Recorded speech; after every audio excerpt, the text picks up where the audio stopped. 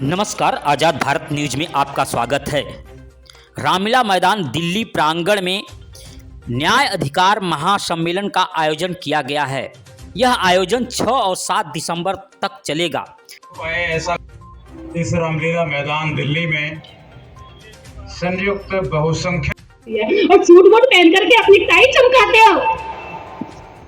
शर्म आती है मुझे तुम्हारी टाई की गांठ पर कि तुमने अपने समाज को बचाने के लिए एक भी काम नहीं किया। मैं नेताओं से कहना चाहती हूँ, मंच की एक गरिमा होगी, वो अपने साथ में आए हुए लोगों की गिनती कराएगा कि मैंने इस कार्यक्रम के लिए इतना योगदान दिया है। मैं 100 लोग लाया हूँ, मैं 1000 लोग लाया हूँ, उसके टाइम बाउंड्री होगी कि अगर आप ज्यादा लोग लाए हैं, आपकी विश्वास समाज में ज्यादा है, आपको सुनने वाले ज्यादा है, आपका लोगों के बीच में काम ज्यादा है, आप बोलेंगे मंच पर।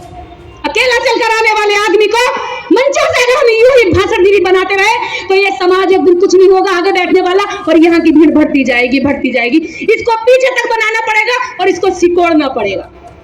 समझ रहे हो? इसको और ऊंचा करना पड़ेगा, क्योंकि वो कहेगा मैं पीछे से दिखाई नहीं दे रहा हूं, सामने वाले की पगड़ी ऊंची जा रही है। गर्दन झुकाएगा, मैं तो रह गया, मेरा मुंह आ जाए। अरे मेरा मुंह मत लो, कहीं भी कहीं मत लो मेरा नाम। मेरे समाज को बचा लो, अपने समाज को बचा लो।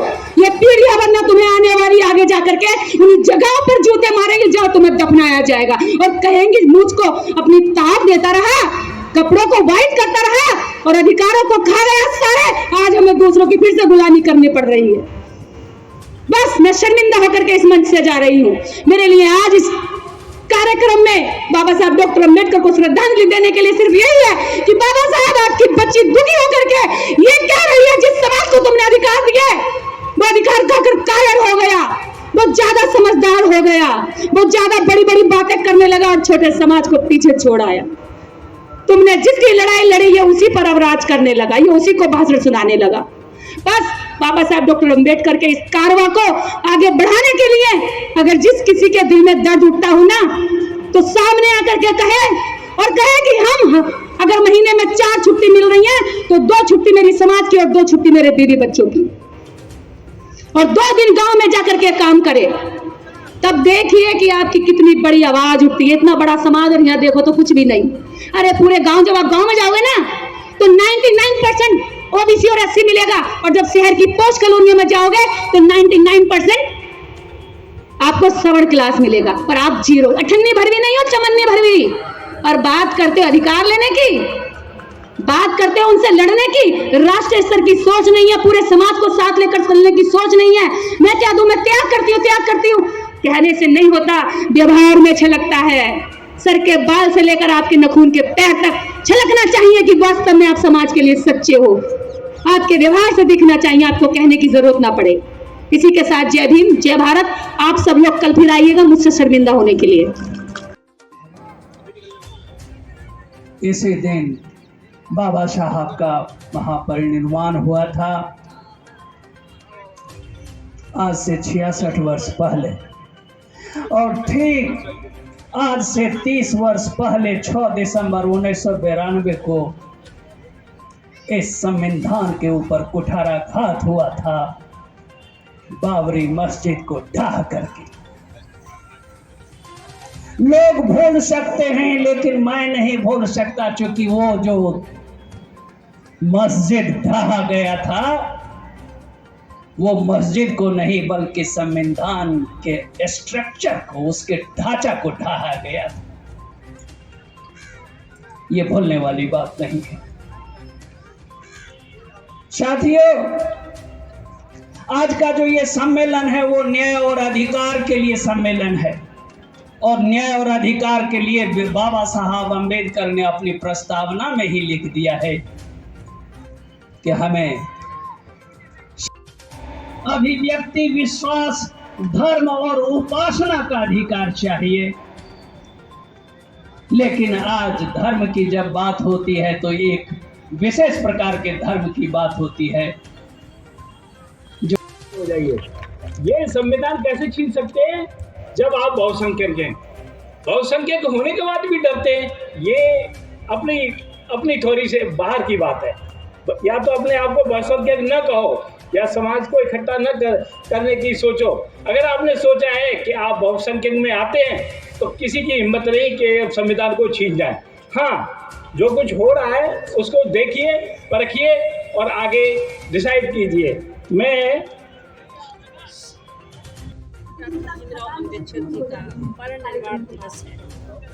परिनिर्वाण दिवस पर भारत की राजधानी नई दिल्ली रामलीला ग्राउंड में आज बाबा साहब डॉक्टर भीमराव अम्बेडकर जी के बनाए गए भारतीय संविधान में दिए गए कानून बचाने के लिए विशाल सामूहिक आज का कार्यक्रम किया गया है। बहुत साधुवाद देती हूँ तमाम सामाजिक संगठन, तमाम राजनीतिक दल के लोग आज एक मंच पर इकट्ठा हुए हैं। क्योंकि मैं 2014 में जब सांसद बनकर के लोकसभा में गई तो कुछ दिन तो मुझे लगा समझने में, और जब मैं समझ पाई कि बाबा साहब डॉक्टर भीमराव अम्बेडकर जी का बनाया गया भारतीय संविधान लोकतंत्र में है, तब से मैं निरंतर आवाज को उठा रही हूँ। 2017 से लगातार सदन से लेकर सड़क तक लगातार आंदोलन कर रही हूँ। आज पूरा भारत और बहुजन समाज एक मंच पर आकर के संविधान को बचाने के लिए, लोकतंत्र को बचाने के लिए रामलीला ग्राउंड पर इकट्ठा हुए हैं। मैं तो अपील करूँगी आपके चैनल के माध्यम से, जो बहुजन समाज के लोग हैं, जो तमाम राजनीतिक दल बनाकर, सामाजिक संगठन बना करके एकजुट होकर के अगर चुनाव 2024 में करते हैं तो बीजेपी को सत्ता से बाहर किया जाएगा और भारत में बहुजन समाज की सरकार होगी, तभी भारत का संविधान। आप भी न्याय मांग रहे हैं, लेकिन अभी कुछ दिन पहले माननीय राष्ट्रपति जो हैं द्रौपदी मुर्मू, उन्होंने भी न्याय की बात करी है। जो SC ST OBC माइनॉरिटी जो जेलों में है उनको बाहर निकालने की अपील करी, जो लंबे समय से 20-25 साल हो। देखिए, मैं मांग नहीं रही हूँ, मैं कोई भिखारी नहीं हूँ, तो मैं मांग रही हूँ उन लोगों से। मैं बाबा साहब डॉक्टर भीमराव अम्बेडकर जी ने संविधान में हमारे बहुजन समाज के लिए सामाजिक, आर्थिक, राजनीति में बराबर का अधिकार दिए। जो कांशीराम साहब जी कहा करते थे कि जितनी जिसकी संख्या भारी उतनी उसकी भागीदारी मिलनी चाहिए, तो आज तक वही लोग वहाँ पहुँचते रहे जो संविधान को देखना नहीं चाहते, कानून को देखना नहीं चाहते, आरक्षण को देखना नहीं चाहते, बराबर का हक देखना नहीं चाहते। लागू करने के बजाय अब वो खत्म करने जा रहे हैं। अब तो हमारी लड़ाई आर पार की हो गई कि अब हम संविधान को बचाने के लिए हम बहुजन समाज के लोग एक दिन इसी रामलीला ग्राउंड पर लाखों से ज्यादा भीड़, हम पूरे दिल्ली को जाम कर देंगे। पूरे भारत के लोग दिल्ली को जाम करेंगे और भारत के संविधान को लागू कराने के लिए 2024 में बहुजन समाज की सरकार बना करके हम संविधान को लागू करा करके, कानून को लागू करा करके बहुजन की बराबरी पर लाने का काम करेंगे। जो राष्ट्रपति जी ने, जो मेरा सवाल था, जो उन्होंने बहस छेड़ दी है, उस पर क्या कहना आपका, जो जेलों में SC ST बन गए? देखिए, जेलों में हो या जेल के बाहर हो, जो हमें आज़ादी मिलनी चाहिए वो आज़ादी हमें मिली नहीं, बराबर की भागीदारी मिली नहीं, नौकरी मिली नहीं, रोजगार मिला नहीं, हक मिला नहीं। अब तो हम वो राष्ट्रपति होकर के अगर वो मांग कर रही हैं आदिवासी समाज के लिए या अन्य समाज के लिए, मैं तो चाहती हूँ कि सारे बहुजन समाज के लोगों को एक मंच पर आना चाहिए, एक आवाज उठाना चाहिए। राष्ट्रपति होकर के वो वहाँ आवाज उठा रही है और हम रामलीला ग्राउंड से आवाज उठा रहे हैं। अब पूरा भारत का जो गांव स्तर का आदमी है, वो गांव स्तर के आदमी भी रोजगार हक की मांग कर रहा है।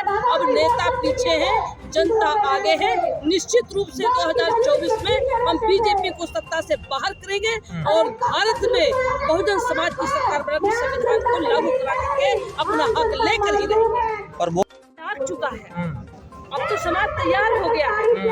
अब तक समाज को गुमराह करते रहे अंधविश्वास में, कभी हिंदू मुस्लिम, कभी भारत पाकिस्तान, कभी मंदिर मस्जिद, कभी ये नारा लगाते हैं कि तुम हो हिंदू, हम हो हिंदू, हम है हिंदू 100 करोड़, देंगे उनको 2 करोड़, हिंदी हिंदू हिंदुस्तान, कहाँ से आया मुसलमान, भेजो उनको पाकिस्तान, वरना मारो इनकी जान। हमारे लोग नहीं समझ पाते थे, तब कहते थे, लेकिन अब नहीं, अब तो जान गया है हमारा बहुजन समाज। एक बार हमारे बहुजन समाज के लोगों ने नारा दिया था कि मिले मुलायम कांशीराम, हवा में उड़ गए। अब तो उन्होंने जा कहाँ रहे हैं? 30% सवर्णों ने वोट बीजेपी को दिया है। देखिए, ये तो खेल हो रहा है।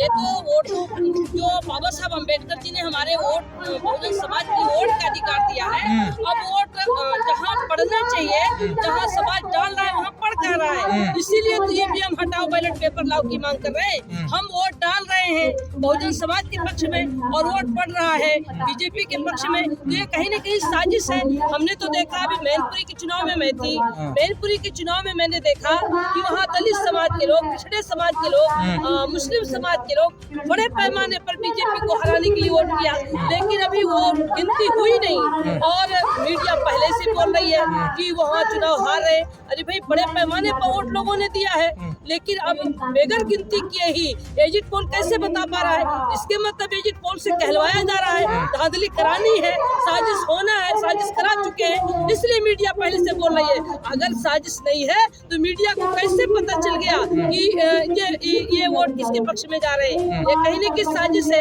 इसलिए मैं कहती हूँ कि बाबा साहब का संविधान खतरे में है, वोट का अधिकार खतरे में है, हमारी आजादी खतरे में है, हमारा कानून खतरे में है, हमारा हक खतरे में है। इस हक को मांगने के लिए हम हक मांग नहीं, हम लागू कराने के लिए मैंने सांसद पद छोड़ दिया। मैं जब ने लोकसभा में मांग किया कि बाबा साहब अम्बेडकर जी का जो संविधान में कानून है उसे संपूर्ण रूप से लागू करो, अगर नहीं लागू कर सकते हो तो कुर्सी खाली करो।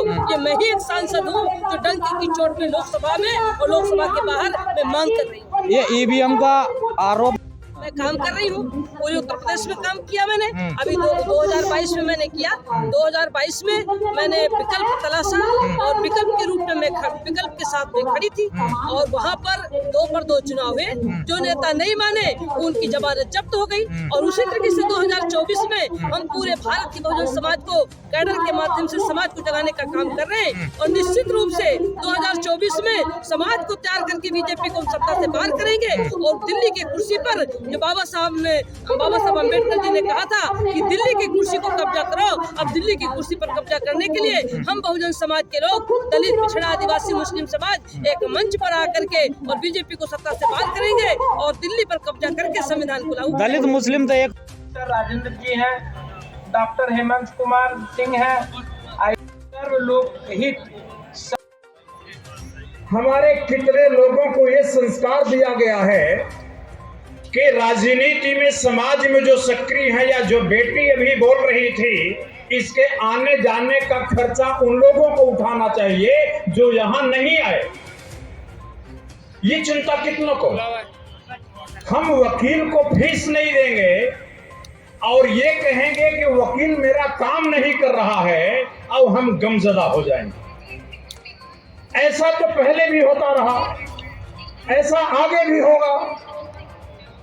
राजनेता, सामाजिक कार्यकर्ता हमारा वकील है और उसकी जिम्मेदारी, उसके आर्थिक खर्चे उठाना हर आदमी की जिम्मेदारी है। ये समझ जब तक विकसित नहीं होगी, ये शिक्षा जब तक लोगों में नहीं फैलाई जाएगी, ये जो नतीजे इतिहास में आए वही नतीजे भविष्य में आएंगे।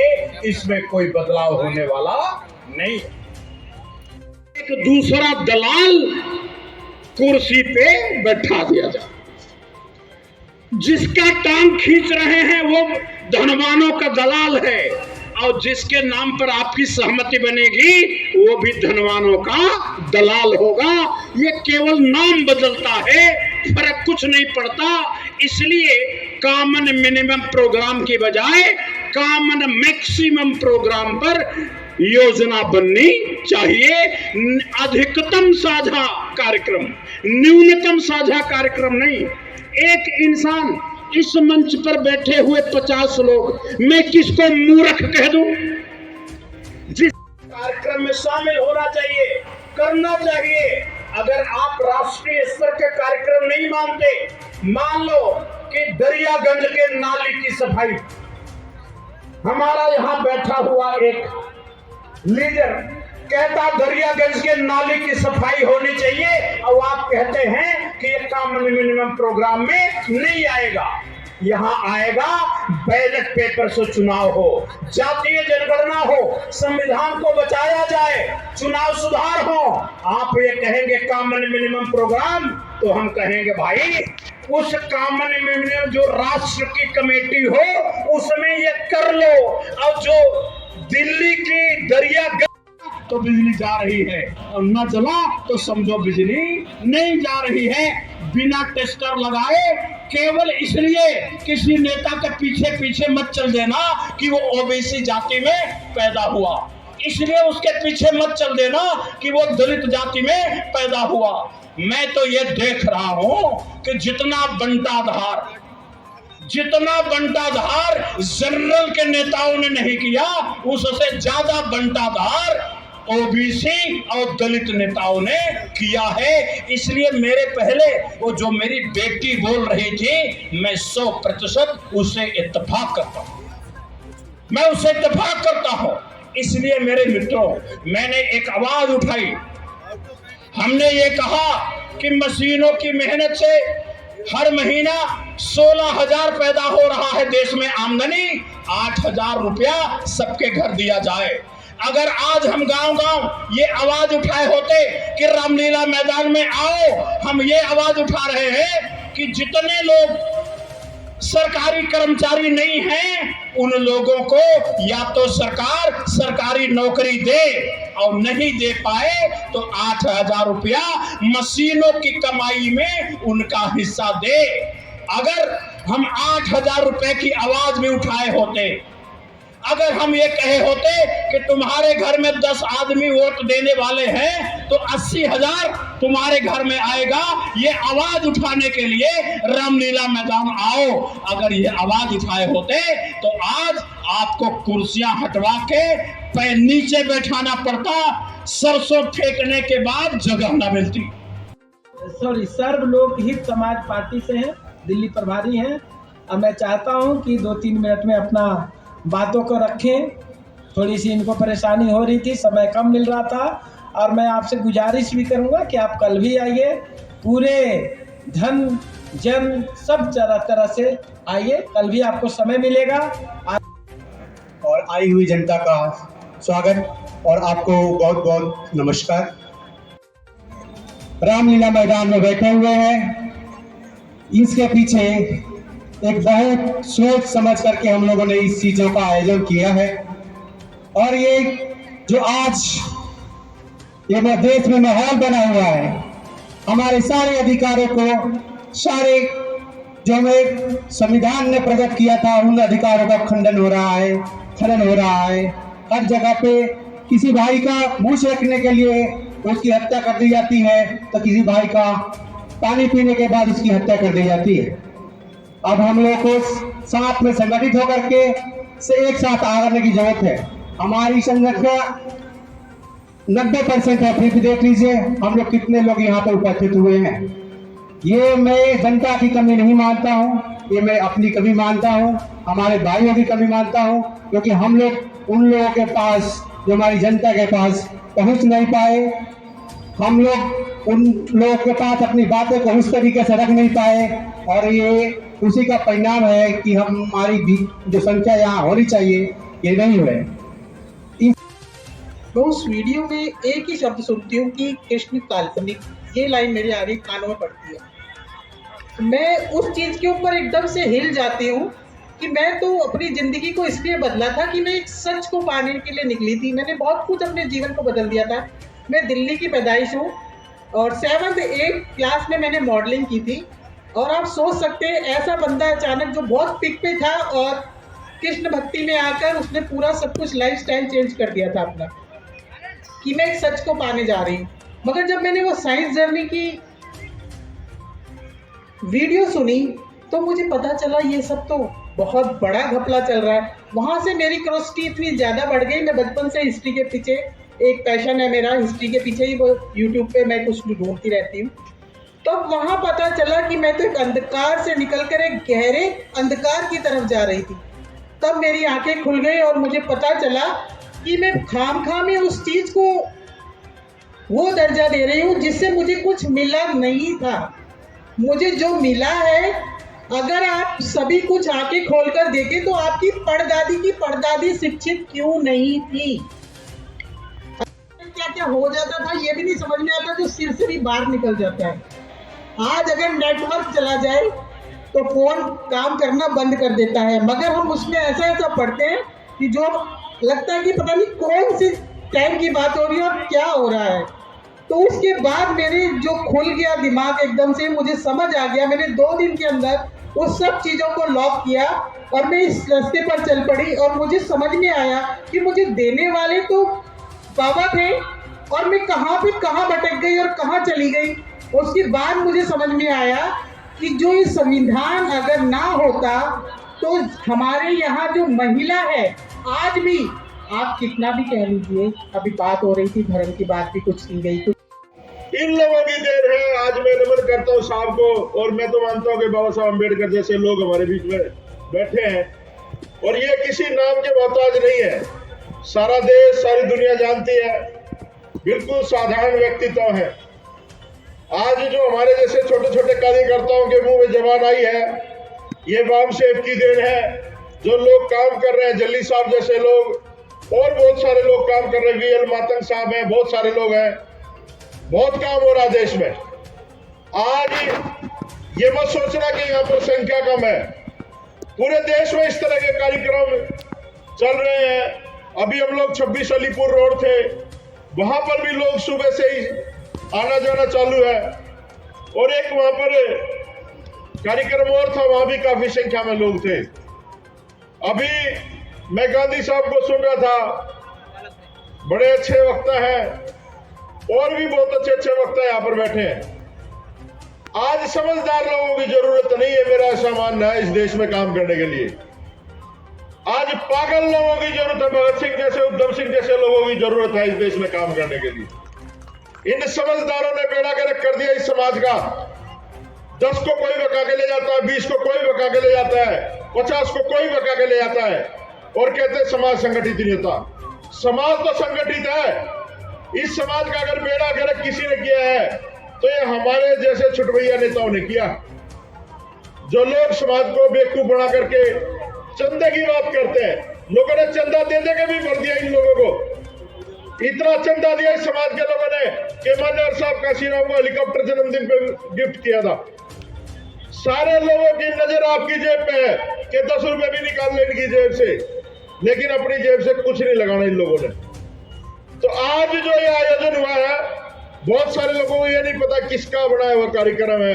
ये एक साझा कार्यक्रम है, ऐतिहासिक कार्यक्रम है कि अन्य तमाम पार्टियों के लोग यहाँ पर हैं, तमाम संगठनों के लोग यहाँ पर हैं। लेकिन मैं एक बात कहूंगा कि सारे देश के लोगों से निवेदन करूंगा कि पूरे देश में काम करने की जरूरत नहीं है। दिल्ली का जो नॉमिनेटेड सिलेक्टेड सीएम है, क्योंकि ये नॉमिनेटेड ही है, इलेक्टेड नहीं है, ईवीएम के माध्यम से आया हुआ आदमी है। कभी पंजाब दे देते हैं, हो सकता है कल को गुजरात भी दे दें, क्योंकि इन लोगों को तीसरी ताकत उभरती हुई दिख रही थी, दलितों की, पिछड़ों की, ओबीसी की, माइनॉरिटी की। तो इन्होंने एक और सांप का श्रीराम कहते थे ना, एक सांपनाथ है और एक नागनाथ है, और इनका पैदा किया हुआ ये सपोलिया केजरीवाल है जो आज पूरे देश में पैर फैला रहा है। ऐसे सपोलिया को रोकने की जरूरत है। और हमारे जो लोग बैठे विधानसभा में, संसद में, मैं एक बात कहता हूं हमेशा, कुत्ता कितनी भी खतरनाक नस्ल का पाल लो, मालिक के हाथे पूंछ हिलानी, उसने कुछ नहीं करना।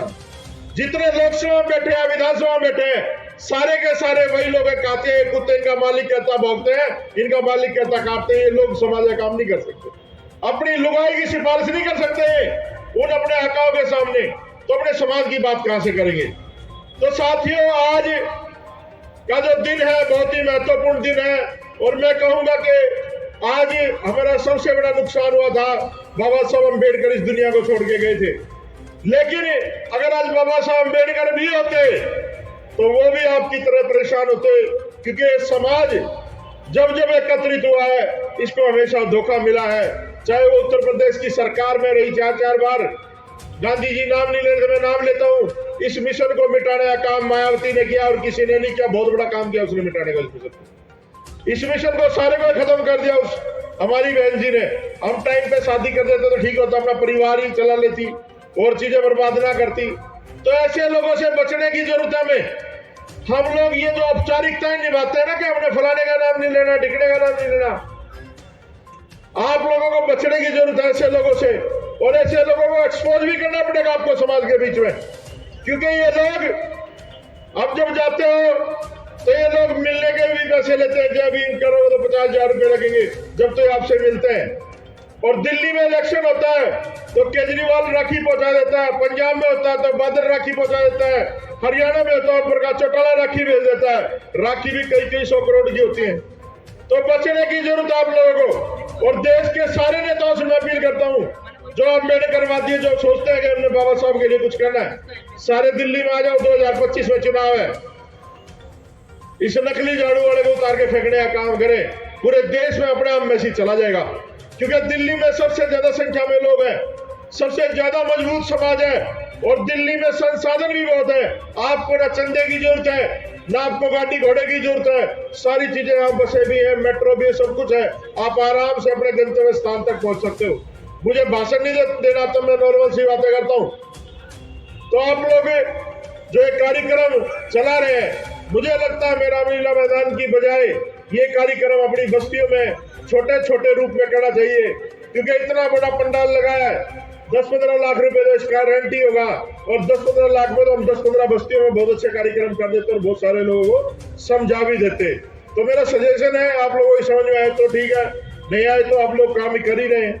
तो साथियों, आज का जो महत्वपूर्ण दिन है, इस दिन हमें खून खोलना चाहिए हम लोगों का कि आज हमारे रहबर इस दुनिया को छोड़ के गए थे, और आज हर वो दबा कुचला, वो पिछड़ा, दलित सब आज असहाय महसूस कर रहे हैं। तो इस देश में अगर आपने राज स्थापित करना है, तो सबसे पहले आपको अपनी जो सुख और सुविधाएं हैं वो छोड़ करके मान्यवर काशीराम जी की तरह, तेजेंद्र झल्ली साहब की तरह, और बहुत सारे लोग हैं जिन्होंने अपना पूरा जीवन दे दिया, दीना वाना वाल्मीकि की तरह बहुत सारे लोग हैं जो इतिहास बन गए। और हो सकता है आने वाले समय में लोगों को पता भी ना चले कि आंदोलन किन लोगों ने शुरू किया था। तो मैं निवेदन करूंगा कि जब इस तरह के कार्यक्रम हो, जो लोग अम्बेडकरवाद के फाउंडर मेंबर हैं, जिन्होंने बाबा साहब के बाद ये काम चलाया, उन लोगों की फोटो जरूर एक साइड में हमें लगानी चाहिए, ताकि लोगों को पता चले कि हमारे जो योद्धा हैं जिन्होंने इस मूवमेंट को खड़ा किया है वो कौन कौन लोग हैं। तो साथियों, आप लोगों ने बहुत सारी चर्चाएं सुनी है, बहुत सारे लोग मेरे से पहले यहाँ बोल के भी गए हैं। मुझे नहीं लगता कि ज्यादा बात कहने का समय है, आप लोगों को सारी बातें समझा ही चुके हैं। मेरे से सारे सीनियर लोग बैठे हैं यहाँ पर, सुबह से कार्यक्रम चल रहा है। आज खुद देश की जो खुद को मेन स्ट्रीम मीडिया कहती है, मैं उसको फेक स्ट्रीम मीडिया कहता हूँ, क्योंकि वो फेक के अलावा कुछ है नहीं उनके पास। और जिसको आज जो दिखाया गया है कि नरेंद्र मोदी दुनिया के ये अवतार हैं, भगवान के, ये सब कुछ है, तो मैं कहता हूँ मोदी का उल्टा करके देखिए आप। वो होता है डेमो। डेमो का मतलब सब कुछ फर्जी, नकली, fraud. Everybody you know better than me. मैं चाहता हूँ कि सब कुछ ये इनका देश में कभी भी कोई योगदान नहीं रहा है, देश में, देश की आज़ादी में कभी भी कहीं भी। और ये देश को बर्बाद करने पे तुले हुए हैं, ये देश की जनता जानती है, लेकिन कोई बोलने तैयार नहीं है। देश की जो आज जो बीजेपी सरकार जो चल रही है, ये 3 चीज से चल रही है, एक पुलिस, ईवीएम और एक मीडिया। कोई इनके खिलाफ बोलता है तो पुलिस से पड़वा देते हैं, मरवा देते हैं, बंद करवा देते हैं। ये आज हमारे देश में बाबा साहब के रिश्तेदार अनिल तेल तुमडे को जेल में डाल रखा है। हमारे देश के इंटेलेक्चुअल कर क्या रहे हैं, देश के नेता क्या कर रहे हैं, उनको पता जेल में डाल रखा है, कोई बोलने को तैयार नहीं है। जो बोलता है मीडिया से पड़वा देते, मरवा देते पुलिस से। और समाज प्रत्येक वर्ग इस लड़ाई को लड़ने के लिए बिल्कुल तैयार है, लेकिन जी मैं कविता के माध्यम से इन नेताओं को जागरूक करना चाहता हूँ कि एक आह्वान पर भी हमारे देश के गरीब जनता, असहाय लोग बिल्कुल एक तैयार है लड़ने के लिए हर तरह से, लेकिन हमारे नेता कोई लीडर, एक मुखिया नहीं बन रहा है इस काम को अंजाम देने के लिए कि हम अपने न्याय बंधुता की लड़ाई कैसे लड़ें, किसकी मौजूदगी में लड़ा जाए, इसके लिए हमारे समाज के नेताओं की कमी है। हमें अपने लीडरों को तैयार करना है, नेता नहीं करना है। देखिए मैं कविता के रूप में बताता हूँ, सूलों से तुम लड़ना सीखो, पद पद पर सूल बिछे हैं, सूलों से तुम लड़ना सीखो, तूफानों को वृद्ध सदा तुम सबकी जोत जलाना सीखो। पथ पथ पर सूल बिछे हैं, सूलों से तुम लड़ना सीखो। हाथ पर हाथ धरे तुम बैठे हो, चल तू कर तुम बैठे हो। लगता भुजपाल रूठ उठे, खाई शपथ तुम झूठे हो, खाई शपथ तुम झूठे हो। लोहे पर जो जंग लगी है उसे छुटाना, उसे रगड़ना अभी सीखो। पथ पथ पर सूल बिछे हैं, सूलों से तुम लड़ना सीखो। ये लड़ने की कमी है, हमारे नेताओं की कमी है, हमारी किसी भी जनता की कमी नहीं। विश्वासों के ढेरों में हुंकार हारो, कर्तव्यों के पांवों में झनकार भरो। रोक सके ना राय तुम्हारी, हुनकार भरो, मनवाड़ी से जय जय जय जयकार करो। धूसर बेदर न बनकर बैठो, उठो अभी अंधियारों से लड़ना सीखो। और पथ पथ पर सूल बिछे हैं, उससे लड़ना सीखो, उससे लड़ना सीखो। पर्वत पर नाव भली बड़ी हुई है, वो घर घर में जाकर सत्यानाशी पड़ी हुई है। बाहर की ये सतरंगी चाले जंगी है, वो घर में बैठे नारे लगाते दंगी है। मैं नेताओं से कहना चाहता हूँ कि कुल सूलों से हाथ नहीं, कुल सूलों से हाथ नहीं, आग जलाकर दीप से दीप जलाना सीखो। पथ पथ पर सूल बिछे हैं, सूलों से तुम लड़ना सीखो, सूलों से तुम लड़ना सीखो। आगे नहीं भरोसा औरों पर करना, रग रग में खून भरा हो अपना। सूलों को छोटा नहीं समझना, चाहे भले ही हो घर का अपना, चाहे भले ही हो घर का अपना। अत्याचारी, भ्रष्टाचारी, बलात्कारी, इनको अभी अभी रगड़ना सीखो। पथ पथ पर सूल बिछे हैं, उससे लड़ना सीखो, उससे लड़ना सीखो। जय भीम, जय भारत, जय संविधान, जय मूल्यवासी। में जमाने हो गए, कुछ ऊपर उठ गए, बाकी हम खिसियाने हो गए। कुछ ऊपर उठ गए, बाकी हम खिसियाने हो गए। तो सबसे पहले मैं कहना चाहूँगा कि जो वक्ता लोग होते हैं उन्हें ये भी ध्यान रखना चाहिए कि हमसे